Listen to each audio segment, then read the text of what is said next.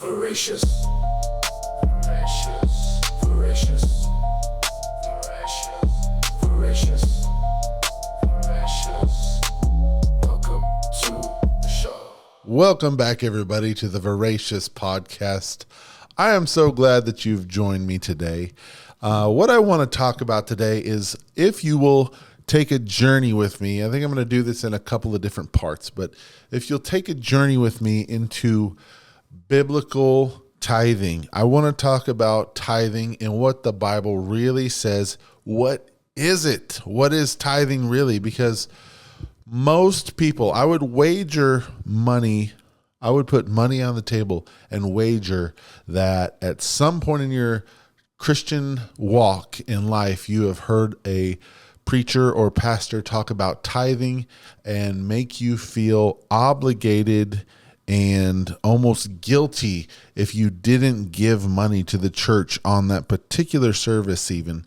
So I want to dig into biblical, actual scripture of what tithing is and what that looks like for today. Okay, so dive in with me to this journey. Let's look up some scripture real quick. Let's see. Look, the first verse that comes up on my Google search for scriptures of tithing, which Google makes things so convenient in the Bible to look up and read for yourself.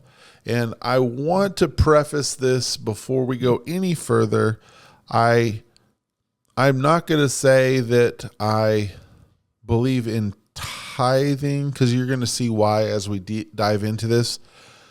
However, giving as a believer, as a Christian, as a follower of Christ, I believe very much in giving. Jesus said, be a cheerful giver. When you give, be a cheerful giver. So my take on this is that the church twists and warps what the truth is about tithing, and they wrap that in with giving. And these two things, as you're going to see, are two totally different concepts. So let's straighten this out. Let's get this straight once and for all. What's the truth with tithing versus giving? All right, Leviticus 27:30, a tithe. So first of all, before I read it, but a tithe, to my knowledge, means a tenth. Okay, so let's just start with that right there. So a tithe of everything from the land, a tithe of everything from the land, whether grain from the soil or fruit from the trees, belongs to the Lord. It is holy to the Lord. Whoever would redeem any of their tithe must add a fifth of value to it. Every tithe of the herd and flock, every 10th animal that passes under a shepherd's rod will be holy to the Lord. Okay, we're going to stop right there.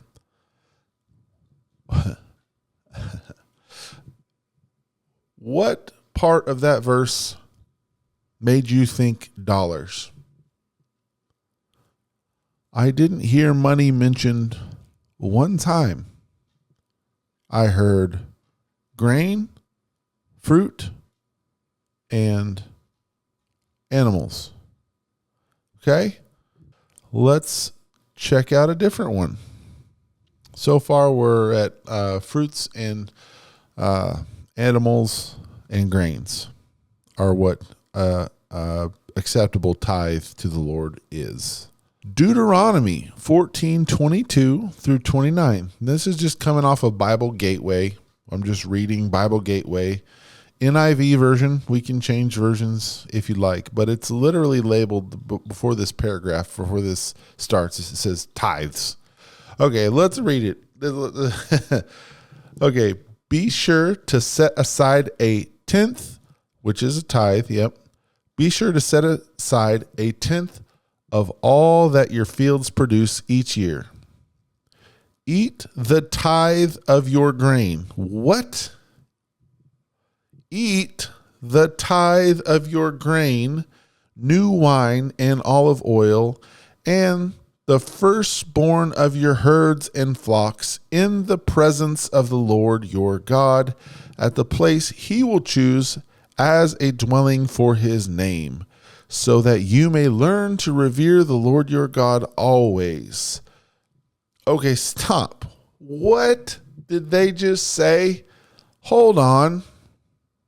Did they say a tithe is a tenth of the paycheck that you get every week? No, the second time here, they're talking about grains, wine, and your herds, your animals. Olive oil, wine, grain. What does it say to do with your tithe? Sow it. I've heard a lot of preaching on, you got to sow your seed, which is scriptural. You sow and reap a harvest. That is scriptural, but that ain't about the tithe. This is called tithes. And it starts off with set aside a tenth of all your fields produce each year. Then it says, eat the tithe of your grain, new wine, and olive oil, and the firstborn of your herds and flocks in the presence of the Lord your God at the place he will choose as a dwelling for his name, so that you may learn to revere the Lord your God always. Okay, now I think we're getting ready to actually see a little bit of where money comes into this. So let's read on. Let's read on here.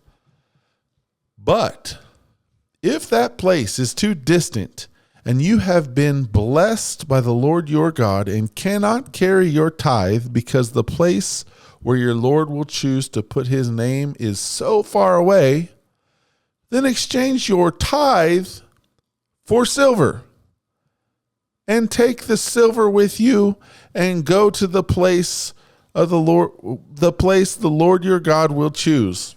Use the silver to buy whatever you like.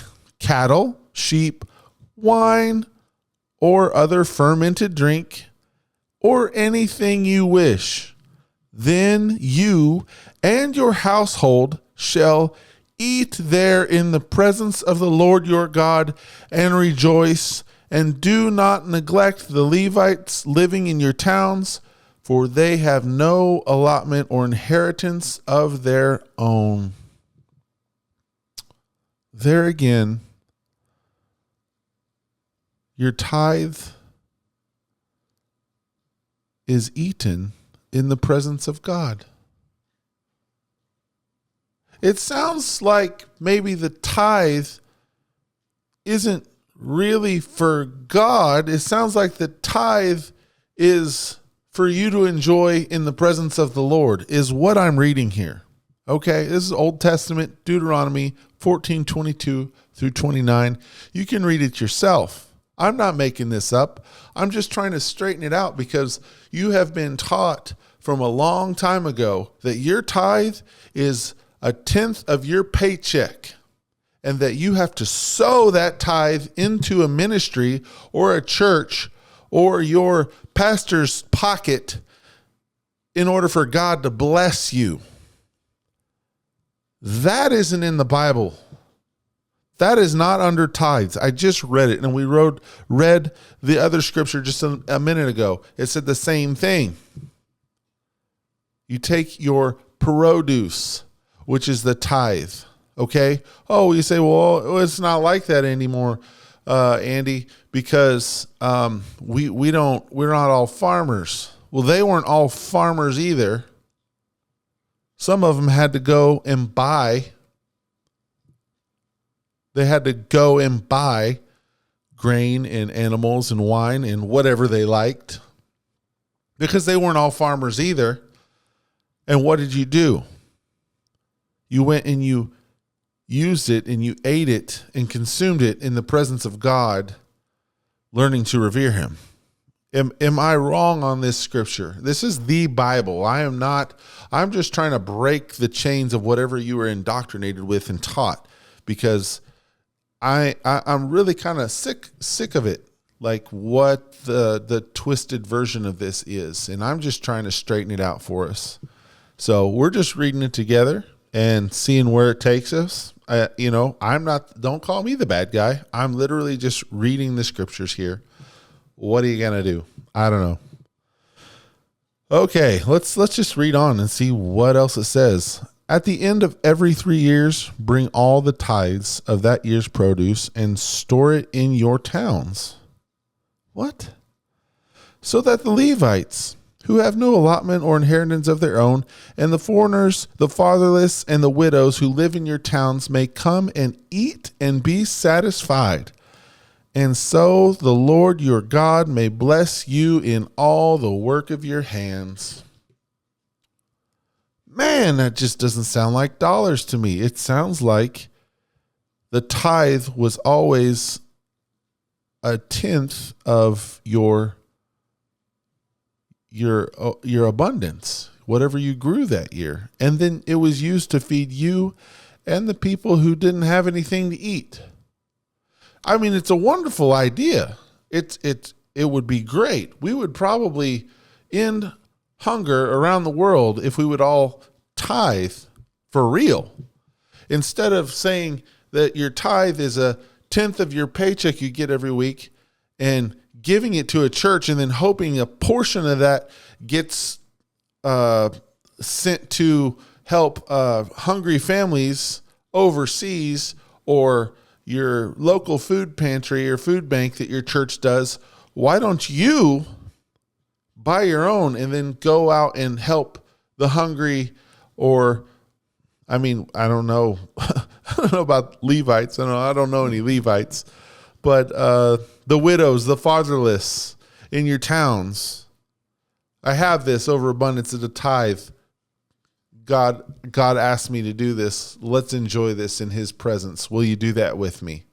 Whoa, that would look a little bit different now, wouldn't it? I want to close this episode. I don't want to drag on too long.